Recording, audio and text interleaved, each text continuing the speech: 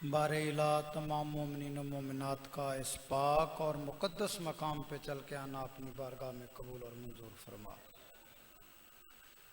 मेरे मालिक, हाज़रीन इस घराने को करीम घराना समझ के आए हैं।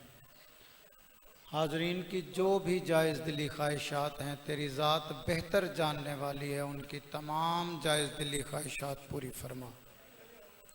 मेरे मालिक, जो बे औलाद हैं सदका बीबी रुबाब की खाली झोली का, उन्हें औलाद नरीना अता फरमा। मेरे मालिक, जो बीमार हैं सदका बीमार करबला का, उन्हें शिफाए कामिला व अजला अता फरमा। जो बेरोज़गार हैं उन्हें अपने ख़जाने से वसी रिज़्क़ हलाल अता फरमा।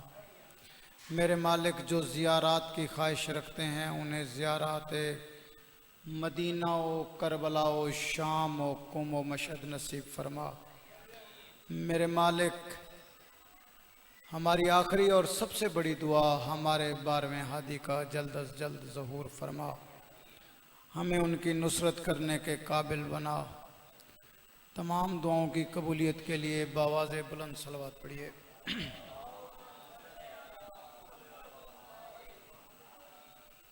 तादाद बहुत कसीर है, जितना ही ये घराना अज़मतों का मालिक है उतनी ही बुलंदतर सलवात पढ़िए।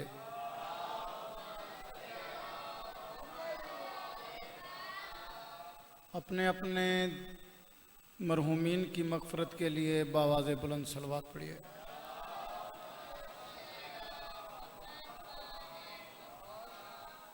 औज़ु बिल्लाहि मिनश शैतानिर रजीम, बिस्मिल्लाहिर रहमानिर रहीम। अल्हम्दुलिल्लाहि रब्बिल आलमीन वल आक़िबतु लिल मुत्तक़ीन वल जन्नतु लिल मवाहिदीन। सलवात।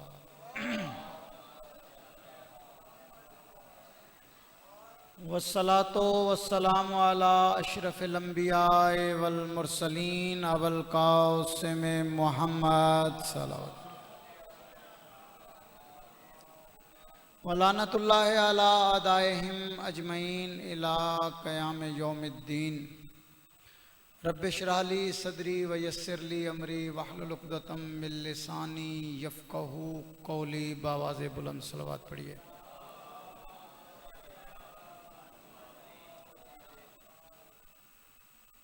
दरूद का पढ़ना बहुत ही ज़्यादा सवाब का हामिल है। मेरे मौला इमाम रज़ा अलैहिस्सलातु वस्सलाम फरमाते हैं कि अगर कोई मोमिन ये चाहता है कि उसकी दुआएं बारगाह खुदाबंदी में कबूल हों, तमाम इबादात अपनी जगह पे, लेकिन अगर उस दुआ से पहले और उसके बाद हम पे दरूद ना भेजा जाए तो उस दुआ को शर्फ कबूलियत नहीं मिलता। क्यों कहा गया है कि अहले बैत पे दरूद भेजें? इसके काफ़ी सारे मवारिद मैं पहले भी बयान कर चुका हूँ। कुरान पाक में अल्लाह ने फरमाया, इन्नल्लाह व मलाइकतहू युसल्लूना अलन नबी या अय्युहल्लज़ीना आमनू सल्लु अलैहि व सल्लिमू तस्लीमा। सलवात पढ़िए।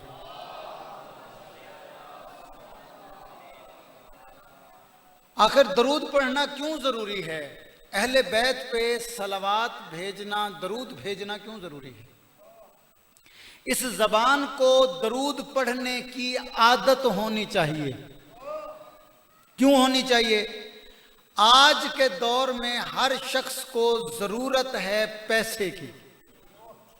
हर शख्स ये चाहता है कि उसके पास पैसा ज़्यादा हो ताकि वो अपनी ज़रूरियात ज़िंदगी पूरी कर सके। हर दौर में इंसान की ज़रूरियात रही हैं। हर दौर के अंदर इंसान की ज़रूरियात रही हैं। इंसान को खाने के लिए ग़िज़ा चाहिए, पहनने के लिए कपड़ा चाहिए, पीने के लिए पानी चाहिए। ये तमाम ज़रूरियात ज़िंदगी हैं। तो इस तमाम ज़रूरियात ज़िंदगी को पूरा करने के लिए हमें क्या चाहिए? पैसा चाहिए। हम तमाम लोग दुआ करते हैं कि मौला का ज़हूर हो, मौला का ज़हूर हो। तो मैं ये बताना चाहता हूं कि जब मौला का ज़हूर होगा तब इंसान अपनी ज़रूरियात कैसे पूरी करेगा?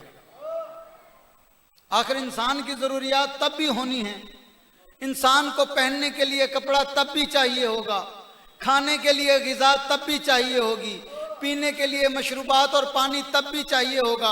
तो ये तमाम ज़रूरियात ज़िंदगी जो आजकल हम पैसे से पूरी करते हैं, ज़हूर इमाम ज़माना के बाद कैसे पूरी होंगी? तो आओ मैं तुम्हें बताना चाहता हूँ, उस वक्त ना डॉलर होंगे, ना यूरोज होंगे, ना पैसा होगा। ये तमाम की तमाम करेंसियाँ ख़त्म हो जाएंगी जब मेरे इमाम का ज़हूर होगा। अगर आप कुछ खरीदना चाहेंगे तो उसकी कीमत फ़कत और फ़कत दरूद आले मोहम्मद होगी। अगर आपने तब कुछ लेना है, कुछ खरीदना है, तो उस वक्त उस चीज की कीमत, अगर आपने खाने के लिए कुछ खरीदा और दुकानदार से पूछा कि जी इस चीज की कीमत क्या है, आज आपको बताया जाता है कि जी आपने एक जूस लिया, इसकी कीमत 30 रुपए या 40 रुपए है। आपने खाना खाया, होटल वाला कहता है कि जनाब इसकी कीमत 80 रुपए, 100 रुपए या 500 रुपए है। इसी तरह मेरे मौला के ज़हूर के बाद अगर आप कोई चीज किसी दुकानदार से खरीदेंगे और पूछेंगे कि इसकी कीमत क्या है, तो वो दुकानदार कहेगा फकत और फकत अहले बैत पे 12 मरतबा दरूद पढ़ दो। ये शान अहले बैत है। अगर इस जबान को आदत होगी दरूद पढ़ने की, तो तब आप अपनी जरूरियात पूरी कर सकेंगे।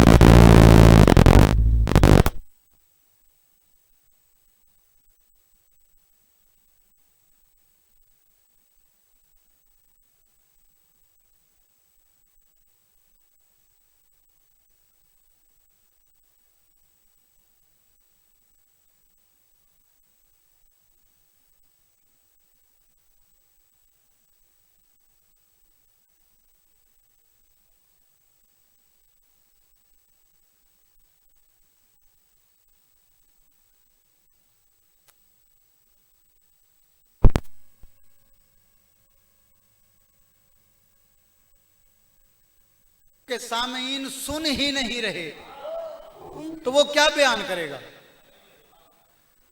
नबी की महफिल में भी लोग ऐसे बैठ जाया करते थे जैसे उनके सरों पर कोई परिंदा आके बैठ गया हो। अगर थोड़ी सी जुम्बिश की तो वो उड़ जाएगा। और ये माहौल फकत उस वक्त हुआ करता था जब मेरे मौला अली की शान बताया करते थे, तब लोगों की ये कैफियत हुआ करती थी। और आप आने वालों की शान भी कोई कम नहीं है। इस जिक्र के अंदर फकत हलाली आ सकता है। यह मैं अपनी तरफ से नहीं कह रहा। इमाम मूसा काज़िम अलैहिस्सलातु वस्सलाम के पास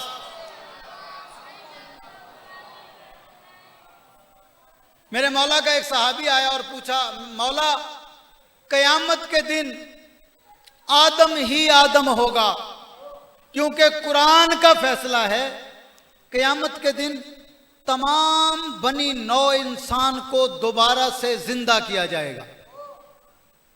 सबका इस पर ईमान है कि दोबारा से जिंदा किया जाएगा।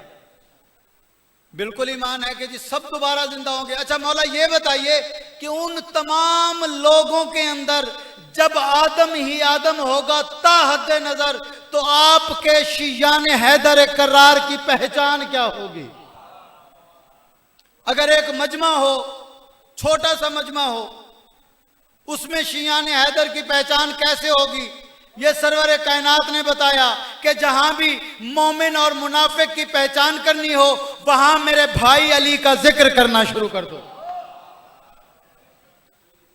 ये रसूल खुदा ने एक पैमाना बताया है बनी नौ इंसान को परखने का। यह पैमाना है दुनिया का कि दुनिया में इंसान को कैसे परखना है। अब आखिरत में इंसान को परखना नहीं, इंसान की पहचान होनी है। अब हजूम के अंदर यह कैसे पता चले कि यह शिया है और यह शिया नहीं है? अब सबका ईमान है कि आखिरत के दिन, कयामत के दिन अल्लाह अपनी कुदरत से सबको दोबारा से जिंदा करेगा। तो इमाम मूसा काज़िम ने फरमाया कि ऐ मेरे चाहने वाले, अब मैं तुझे बताऊं कि क़यामत के दिन हमारे शियान हैदर कर्रार की पहचान कैसे होगी। मेरे मौला ने बड़ा प्यारा जुमला कहा। मेरे मौला ने कहा कि जब अल्लाह बनी नौ इंसान को दोबारा कब्रों में से जिंदा करेगा, हर मुर्दा बगैर लिबास के उठेगा, मगर हमारा मानने वाला लिबास में उठेगा।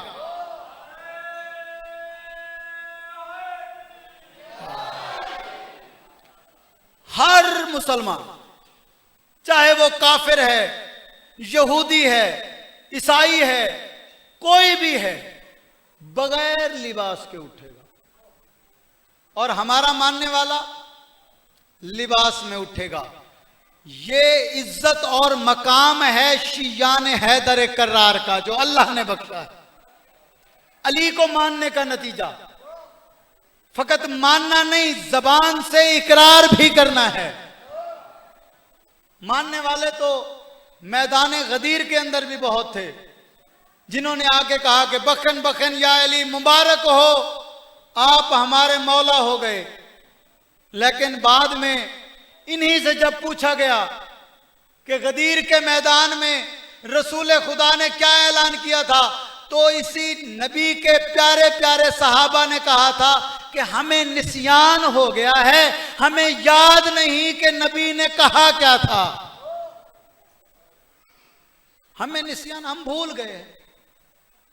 तो ऐसे लोगों का हशर भी नुमान फहरी जैसा होगा। ऐसे लोगों का अंजाम भी अल्लाह ने दुनिया के अंदर दिखाया है। अब उस बंदे ने सवाल किया, मौला क्या यही एक निशानी है कि क़यामत के दिन बाकी सब बेलिबास उठेंगे और आपके शिया लिबास में उठेंगे, या इसके अलावा भी कोई और निशानी है? आओ, इस दुनिया और उस दुनिया में रसूल खुदा ने एक ही पैमाना बताया है कि शिया ने हैदर कर्रार की पहचान कैसे हो सकती है। मेरे मौला देख के फरमाते हैं कि नहीं, फकत यही एक निशानी नहीं, क़यामत के दिन हर शख्स को उसकी मां के नाम से पुकारा जाएगा, लेकिन अली के मानने वालों को उसके बाप के नाम से पुकारा जाएगा। और ये कोई छोटी सी शान नहीं है। बावाज़े बुलंद सलवात पढ़िए। इतना बड़ा जुमला खामोशी से बर्दाश्त कर गए हैं आप लोग कि क़यामत के दिन सब लोगों को उनकी मां के नाम से पुकारा जाएगा। क्यों पुकारा जाएगा मां के नाम से? अल्लाह ने पर्दा रखा है, अल्लाह ने पर्दा रखा है। अब क्या मालूम किसका बाप लिखा हुआ हो कोई और हो और हकीकत में कोई और हो। तो अल्लाह ने क़यामत के दिन भी इंसान पे पर्दा रखा है। लेकिन आओ मैं बताता चलूं, क़यामत के दिन शियान हैदर कर्रार को बाप के नाम से इसलिए उठाया जाएगा क्योंकि शियान हैदर कर्रार में फकत और फकत हलाली होंगे। कोई भी अली को मानने वाला हरामजादा नहीं हो सकता। कोई भी अली का मानने वाला हरामजादा नहीं हो सकता। ये मेरा जुमला नहीं, ये रसूल खुदा ने फरमाया है। साहबी ने सवाल किया, या रसूल अल्लाह, हमारे घर औलाद जब होती है तो हमें कैसे पता चले कि ये औलाद हमारी है या किसी और की? ये औलाद हमारी है या किसी और की?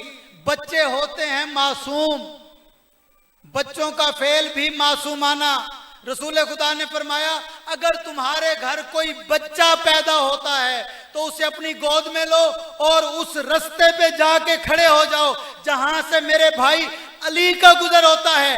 अगर बच्चा मेरे भाई अली को देख के मुस्कुरा उठे तो घर में जाके अपनी बीवी का शुक्रिया अदा करना कि उसने तुम्हारे हक में खयानत नहीं की। अगर बच्चे के चेहरे पे नागवारी के असरात नुमाया हो तो जाके अपनी बीवी से पूछना कि इस बच्चे का बाप कौन है।